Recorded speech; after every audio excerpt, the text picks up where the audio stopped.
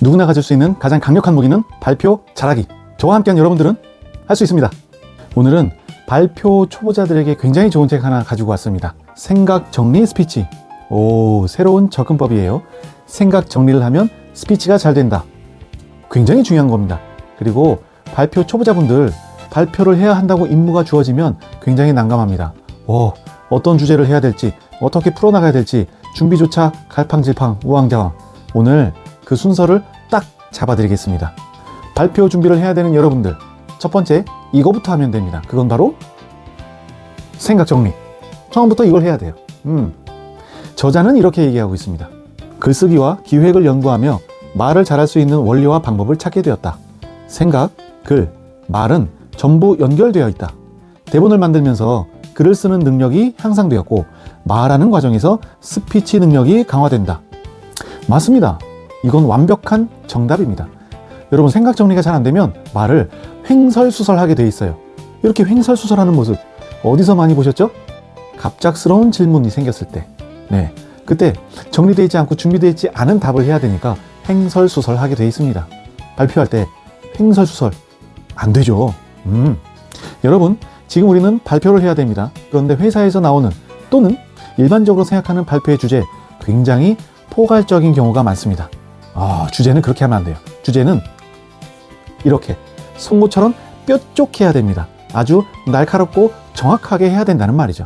예를 들어서 첫 번째, 여름철에는 물놀이를 조심해야 된다. 두 번째, 여름철에는 어린이 계곡 물놀이를 조심해야 한다. 두 번째 말씀드린 주제는 내용이, 범위가 굉장히 좁죠. 날카롭다 라는 게 바로 이런 식입니다.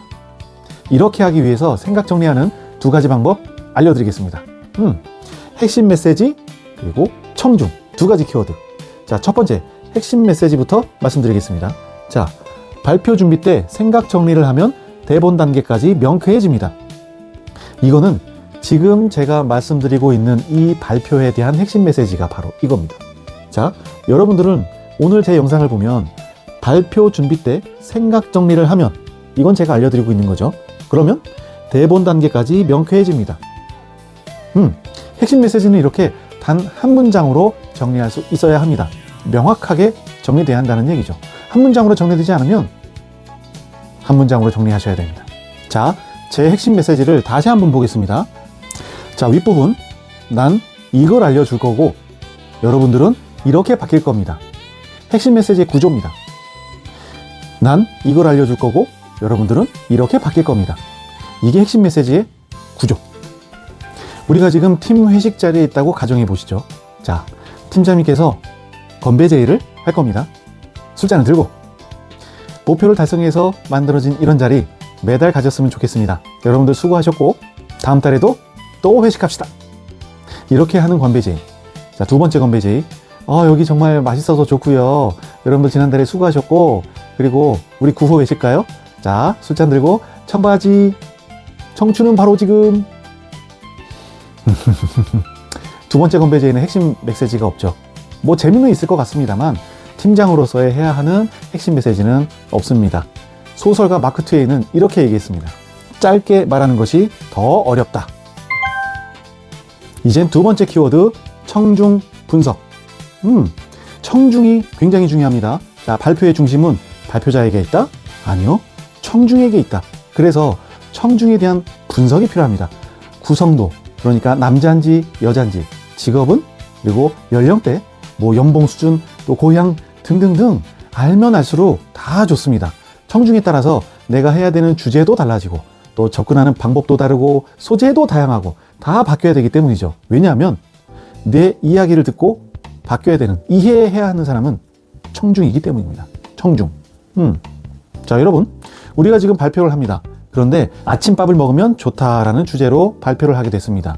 그런데 청중이 두 부류예요. 주부 그리고 대학생. 자, 주부 같은 경우는 목표가 뭘까요?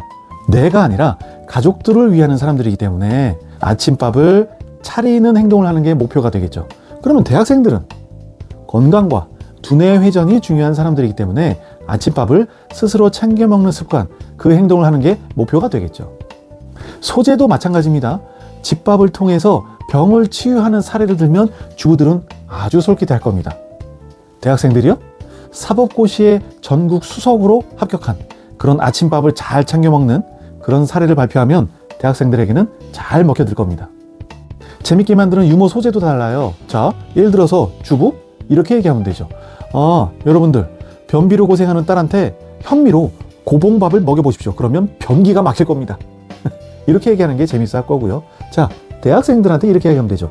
여러분, 미팅 나갔는데 배가 고파서 허겁지겁 먹으면 얼마나 없어 보여요. 그러니까 아침 잘 챙겨 드세요. 이게 더 재밌어 하겠죠. 이렇게 모든 것이 달라집니다. 그러니까 청중에 대해서는 많은 걸 파악할수록 좋다. 중요합니다. 제 사례를 알려드릴까요? 자, 이 사진을 보면 제가 지금 강의를 하고 있습니다. 그런데 여기 참가한 이분들은 30대 직장인들이 모여 있습니다. 그리고 두 번째, 제가 강의하고 있습니다. 그런데 여기 참가하신 분들은 60대 남성분들입니다. 청중들이 어떤 걸 궁금해 하는지 그거를 파악을 잘해야 됩니다. 같은 주제인데도요, 30대 직장인과 50대, 60대 남성분들은 궁금한 점이 달랐습니다. 그걸 해소시켜 줘야 됩니다. 그게 발표 준비 잘하는 것. 뭘 통해서요? 청중 분석을 통해서. 청중 분석 중요합니다. 이제 마지막으로 주의사항입니다. 책의 저자는 주의사항에 대해서 이렇게 얘기했습니다. 스피치를 준비하다 보면 말부터 하고 싶지만 마음을 억누르고 생각 정리부터 철저하게 해야 한다. 주제 선정, 자료 수집, 내용 구성 등 생각 정리를 먼저 하다 보면 처음에는 느린 것 같아 보여도 시간이 지날수록 가속도가 붙는다. 발표 준비를 해야 되는 여러분들, 오늘의 핵심 메시지 정리하겠습니다. 자, 발표 준비를 할 때는 생각 정리부터 시작해야 됩니다. 어떻게 해요? 핵심 메시지를 한 문장으로 정리를 해야 하고요. 청중 분석을 통해서 주제를 정하고 소재를 정하고 풀어나가야 됩니다. 핵심 메시지를 다시 한번 짧게 하겠습니다. 청중 분석을 통해서 핵심 메시지를 한 문장으로 정리하십시오. 그러면 출발이 쉬워집니다. 발표를 성공할 여러분들 축하합니다.